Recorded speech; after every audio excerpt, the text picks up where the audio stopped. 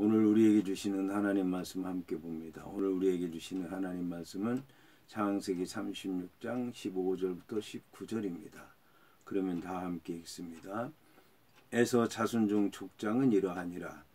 에서의 장자 엘리바스의 자손으로는 대만 족장, 오말 족장, 스보 족장, 그나스 족장과 고라 족장, 가담 족장, 아말렉 족장이니 이들은 에돔 땅에 있는 엘리바스의 족장들이요 이들은 아다의 자손이며 에서의 아들 루벤의 자손으로는 나핫 족장, 세라 족장, 삼마 족장, 미사 족장이니 이들은 에돔 땅에 있는 루엘의 족장들이요 이들은 에서의 아내 바스맛의 자손이며 에서의 아내인 오홀리바마의 아들들은 여우스 족장, 얄람 족장, 고라 족장이니 이들은 아나의 딸이요 에서의 아내인 오홀리바마로 말미암아 나온 족장들이라.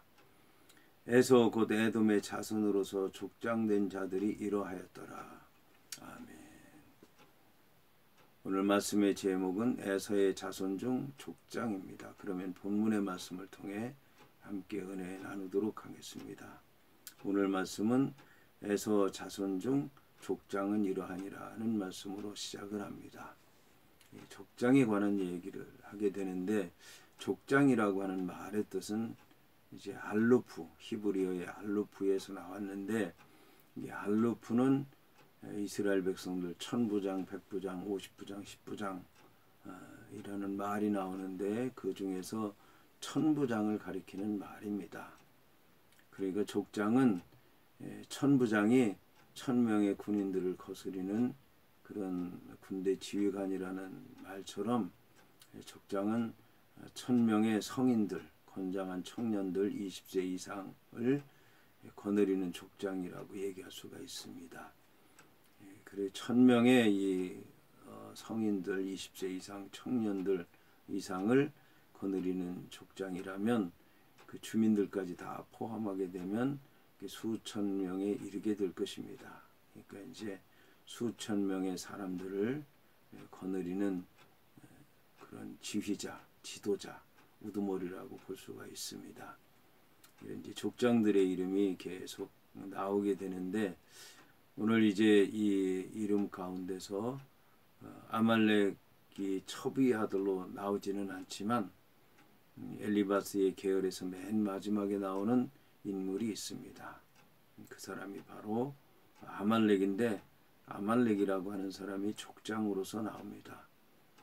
이처럼 이제 족장으로서 나온다는 얘기가 아말렉도 이제 어엿한 부족을 거느리는 족장이 됐고 족장의 족 속의 지도자, 우두머리, 지휘관이 된 것이며 그래서 이제 세력을 얻게 됐다는 이제 그런 말씀인데 첩의 아들이라고 했을 때도 그 엘리바스의 자손들 중에서 맨 뒤에 나왔는데 이번에도 엘리바스의 자손 중에서 맨 뒤에 나옴으로 말미암아 그가 세력이 아주 약하다는 것을 알 수가 있습니다. 지위도 약하고 그리고 크게 주목받지 못하는 인물이다라고 하는 것을 알 수가 있습니다. 여기서 이제 재미있는 거 하나를 소개하겠는데 그것은 이제 이 창세기 36장에 보면 에서의 족보가 쭉 나오는데 그 족보에 보면 유난히 그 짐승의 이름이 많이 나온다라고 하는 것입니다. 예를 들면 2절에 시본은 이제 하이에나를 얘기하는 것이고 14절의 얄람은 영양입니다. 히브리어로 20절의 소발은 사자이고 21절의 디소는 영양이고 23절의 스보는 수양이고 24절의 아야는 매 2절과 24절에 나오는 아나는 야생나귀 26절의 그라는 이제 거북이를 가리키고 28절의 아라는 염소를 가리키고 39절의 악볼은 쥐를 가리킵니다.